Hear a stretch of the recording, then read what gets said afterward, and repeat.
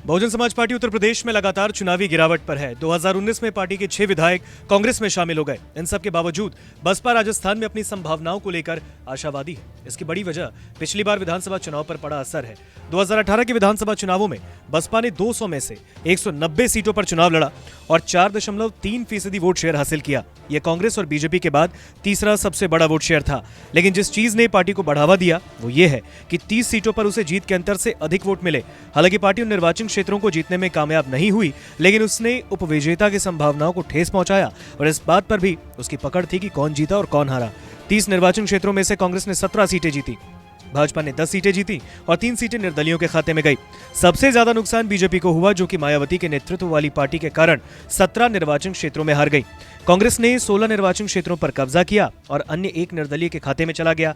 ऐसे में अगर भाजपा ने ये सभी सीटें जीत ली होती तो उसकी सीटों की संख्या 73 से बढ़कर 90 हो जाती और कांग्रेस की सीटें 100 से घटकर 84 हो जाती।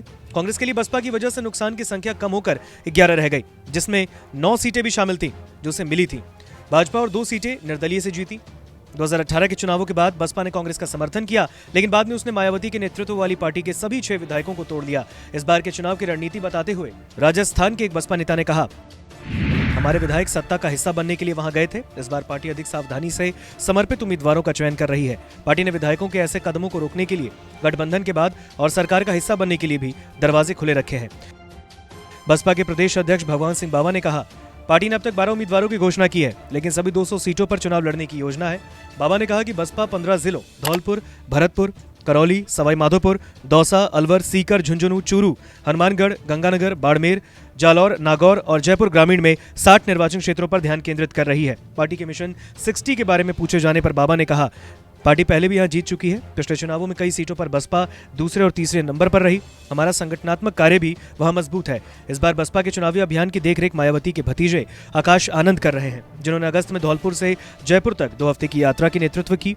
यात्रा ने मिशन 60 निर्वाचन क्षेत्रों सहित 100 विधानसभा सीटों को कवर किया।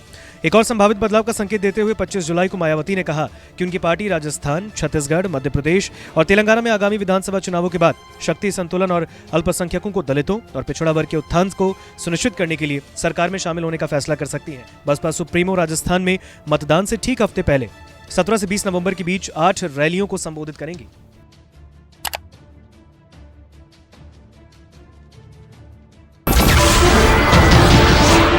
नमस्कार, मैं हूं मानक गुप्ता। अगर आपको हमारा ये वीडियो पसंद आया हो तो इसे लाइक और शेयर जरूर करें और हां, हमें सब्सक्राइब और फॉलो करना ना भूलें ताकि आप देश और दुनिया की कोई खबर मिस ना करें। तो जुड़े रहिए हमारे साथ और देखते रहिए न्यूज़ 24।